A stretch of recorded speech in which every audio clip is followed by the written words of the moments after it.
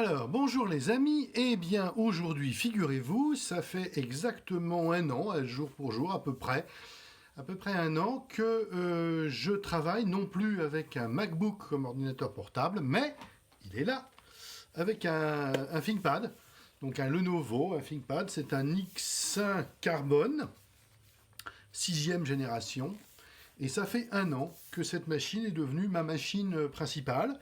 Et donc, je voulais faire un petit bilan un an après de cette machine. Alors, qu'est-ce qu'il faut retenir? Deux choses principalement. D'abord, sur le matériel, je considère que c'est toujours une très belle machine, hein, si on regarde. C'est une très belle machine avec une très belle finition en fait. Vous voyez, un an après, la finition n'a pas bougé. Un clavier qui est exceptionnel. Franchement, qui est très très très très bon. Très agréable pour taper un texte, très agréable pour écrire, très agréable pour... Voilà, plein de choses. Et puis, il y a des choses qui ne servent pas. Par exemple, ici, là, il y a un petit senseur biométrique. Comme évidemment, mon OS, j'y reviendrai, ne le prend pas en compte, évidemment, il n'est pas là.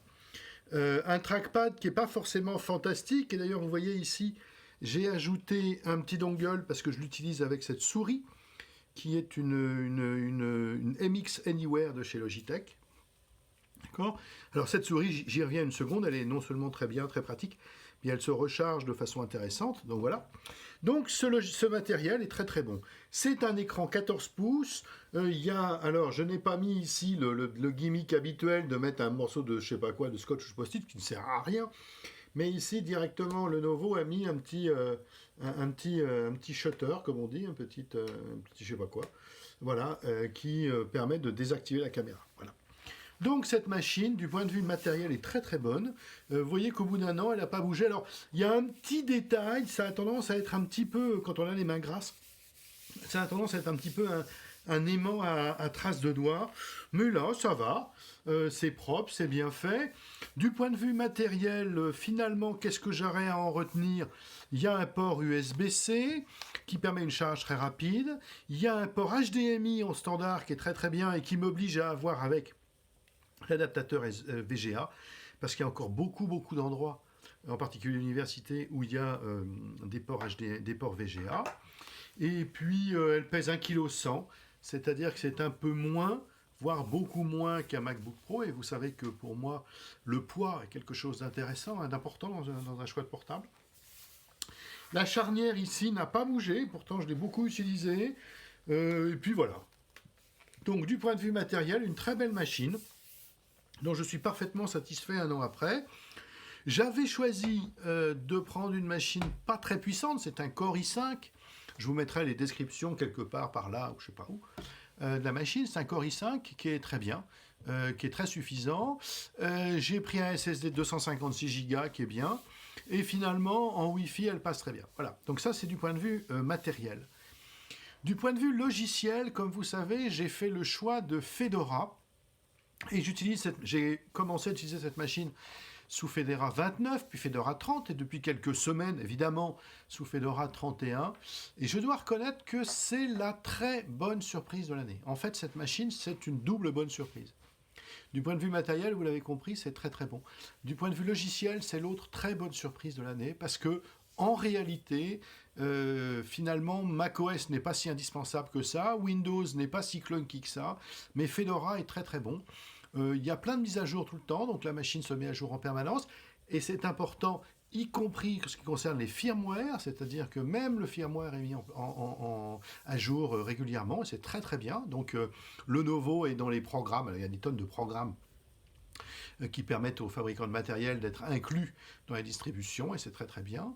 Donc le firmware est pris en charge, donc les mises à jour régulières permettent que la machine va bien. Au début où j'utilisais, il y avait quelques problèmes avec la vidéo en 4K, aujourd'hui il n'y en a plus. Voilà. Et puis surtout, j'utilise plein de logiciels, j'allais dire grand public, ou ouais, grand public, et puis surtout très diffusés, comme Atom, comme Firefox, comme NPass. Et en réalité, il y a eu plein de mises à jour dans l'année, ce qui fait que la machine tourne bien. Là, j'ai tout un tas j'ai la Firefox 71, j'ai et tout ça. Voilà, très très bien. Atom est en version 1.41. Bref, que du bonheur. Alors, que du bonheur parce que cette machine, je l'ai voulu comme ça, parce que, comme vous savez, je vous mettrai un lien en dessous, normalement, vers la vidéo de pourquoi je suis passé sous Linux. J'ai choisi cette machine parce que Lenovo donnait du soutien sur cette machine, enfin, à Linux. Et en fait, du point de vue du prix également, rien à dire. Je l'ai payé moins cher qu'un MacBook Pro 13 pouces à l'époque, et je vois qu'aujourd'hui le MacBook Pro 13 pouces est toujours moins cher que l'X5 Carbone. Alors, ça, c'est un X5 Carbone pour les spécialistes. Ils l'auront peut-être reconnu. C'est un X5 Carbone 6e génération. Il y a aujourd'hui un 7e génération qui, grosso modo, n'est pas très différent. Il est un peu moins lourd. Cette machine-là fait 1,1 kg. Le MacBook Pro fait 1,4 kg. Et vous savez, mon attachement au poids. Donc j'ai fait en sorte de prendre la moins lourde possible. L'X5 Carbone 7e génération est un peu plus léger. Je crois qu'il fait dans les 900 grammes ou 950 grammes. S'il fallait choisir aujourd'hui, je prendrais la 7e génération, évidemment. Un point important, alors là, la machine n'est pas allumée, mais l'écran ici, qui est un 14 pouces, j'ai pris la résolution WQHD, c'est-à-dire 2500 par 1400. Et franchement, c'est-à-dire la demi, entre guillemets, ou je ne sais pas trop quoi par rapport au 4K, le plus proche du 4K possible.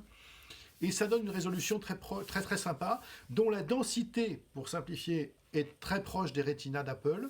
Donc finalement très bien. Il a fallu que je fasse un peu de tweaking, il a fallu que je fasse un peu quelques modifications pour grossir par exemple les icônes ou mettre les caractères à l'échelle, mais ça fonctionne très bien. Donc voilà, donc cette machine du point de vue matériel est fantastique, du point de vue logiciel est intéressante, j'ai aucun problème. Et en fait c'est la conclusion de ce très court bilan. En réalité, passer sous Linux, quand on s'y prépare, quand on prend les bons logiciels, quand on prend les bonnes machines, ben en réalité, finalement, ça démontre que ni Windows ni macOS ne sont indispensables. Dernier point, évidemment, de choses très importantes ou très importantes, ça n'a rien changé vis-à-vis de l'extérieur, de mon écosystème. C'est-à-dire que ça m'a permis, j'y reviendrai, d'utiliser toujours mon NAS comme outil de sauvegarde. Ça m'a permis de dialoguer avec mes copains en mail, ou mes clients d'ailleurs, en mail, par web, etc. Et c'est ça qui est intéressant. En réalité, la machine est de plus en plus transparente dans l'écosystème. C'est intéressant de savoir, hein, parce qu'évidemment aujourd'hui, ce qui est important, c'est pas tellement de savoir si on travaille sur Mac, sur Linux ou sur Windows, mais de savoir si on peut dialoguer facilement avec les autres. Donc oui, cette machine permet, à condition d'y faire attention, de n'avoir aucun problème et un fonctionnement transparent envers appelons ça son écosystème, c'est-à-dire les clients, les partenaires, les copains, les échanges. Voilà, donc je voulais faire ce petit bilan rapide de cette machine, fêter les 1 an, le premier anniversaire de cette très belle machine qui, du point de vue matériel, est excellente et qui me donne toute satisfaction du point de vue logiciel. Et franchement, la question en conclusion, et si c'était à refaire, qu'est-ce que je ferais? Eh bien, je pense que je rachèterais un Lenovo. Je pense que cette machine est très très bonne, sincèrement. Je pense que je la remettrai sous